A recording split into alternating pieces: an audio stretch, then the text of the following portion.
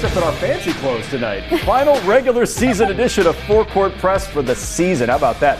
Best stuff, of course, ramps up next week. The postseason's coming. That's right. The girls' tournament is actually already underway. Not many games played tonight. We're going to ramp up on that coverage on next week's show. But some OCC titles up for grabs tonight. A perfect regular season also on the line. The head coaches from both the schools, Reedy and Hartley, chatting it up in front of a sold-out crowd. Reedy going for the perfect season. Josh Paul attacks the lane. No one picks him up. Hawks, they answer back. Jaden Calloway spins out of trouble.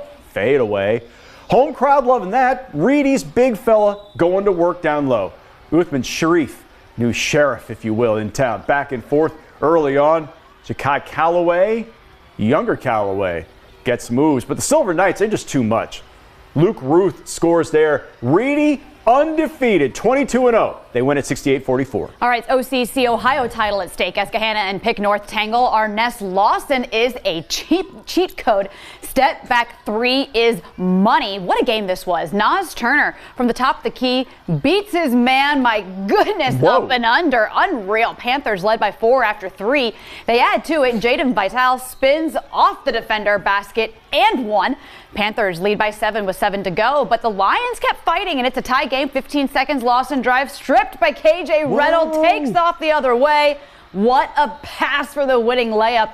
Gahanna wins a thriller 53-51 to claim that OCC Ohio outright. Oh, with a second left, huh? To the battle at 2:56, Pick Central Reynoldsburg. Third quarter, Tigers up big, but Raiders trying to mount a comeback. 3-point shooting. Noah Smith hits 3 of his 18, and then Jordan Fisher gonna pull up and hit from long range. He had 12 in the game. Pick Central, however, they've got Devin Royal, and, that'll work. Trailing the play, that'll do. Fourth quarter, he takes it himself. 23 points for the future Buckeye.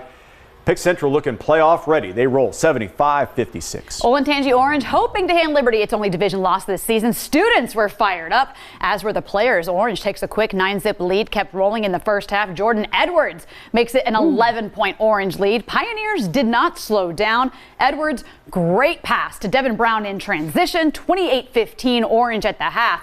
But don't count out the Patriots. J.R. Hocutt pulls up and hits. Liberty got as close as 3 in the fourth quarter, but Orange hangs on and wins 56-50, so it does hand its rival its only division loss this season. Over at Berlin, let's go through the belly of the beast. Woo! The Bears hosting Thomas Worthington, an OCC Cardinal showdown.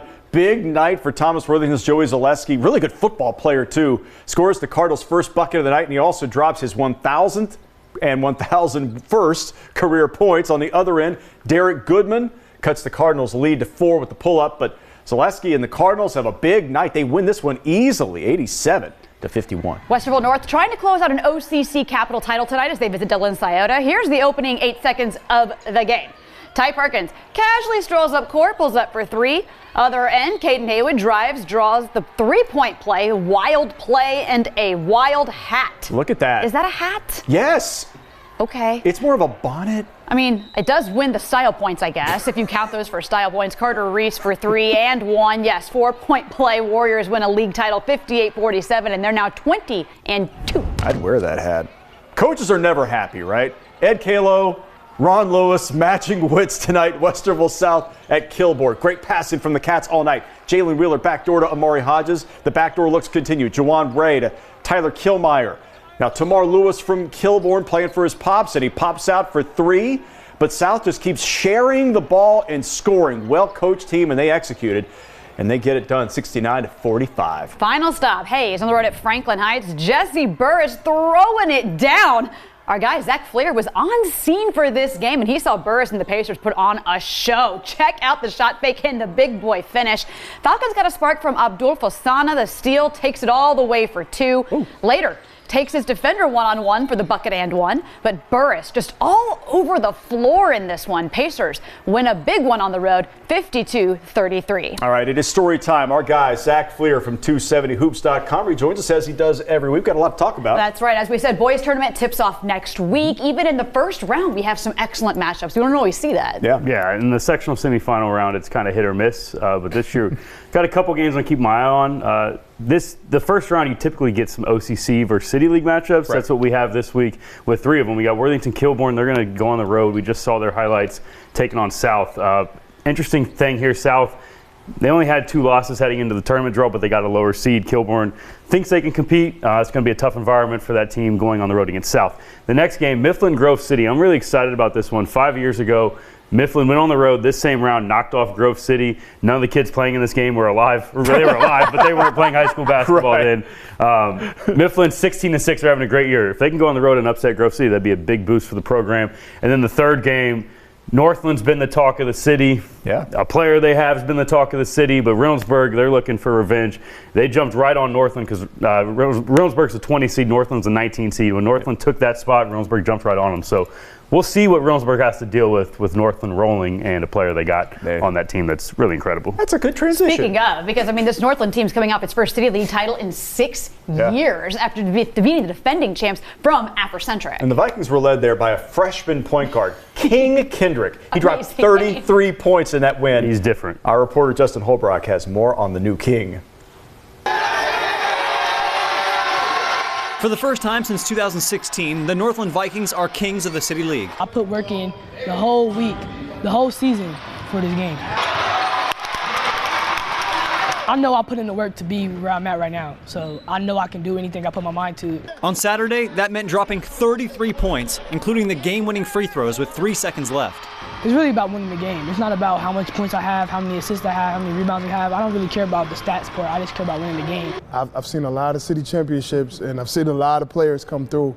And, you know, Jared Sellinger had a good city championship his freshman year, but I don't think anybody else compares with that. The Vikings won 9 City League championships in 10 seasons from 2007 to 2016 with players like Jared Sellinger, Seth Towns, and Trey Burke. Full circle moment, Trey Burke's dad is the one who told me about King. And I ended up seeing him in middle school game, and immediately you could see that he had a feel for the game. You could see it was different. Pretty soon, Trey and King formed a bond and trained together this past summer. It's like amazing because the things he did in college, high school, what he's doing in the NBA is just like, I could talk to him about, I could go talk to him and ask him about questions and all that. So it feels good to know Trey Burke, yes. From Trey to King, we're seeing a torch being passed at Northland High School. Everybody that was here before was just proud of us winning the city, so it's like, it's just amazing that we won, and everybody doubted us to not win that city championship. So when we won, it was just like, wow, we really did it. Local. And going on for this week's four-court press 270 Hoops Players of the Week, it's a Hilliard sweep. On the boys' side, we have Peyton Fry from Hilliard-Davidson. He had a monster week with 76 points and 27 rebounds and 2 wins for the Cats. And on the ladies' side, Leah Dennison from Hilliard-Bradley. Shout out to my guy, Andrew Witt, the new head coach there, Bradley. She had 42 points, 6 assists, 17 rebounds, and 4 steals and 2 big wins over Bishop Watterson and Olentangy Orange. Shout out to Leah Dennison, first team All-OCC as well. And those are our four-court press 270 Hoops Players of the Week. Well delivered, sir. Coming up, we're going to take you to the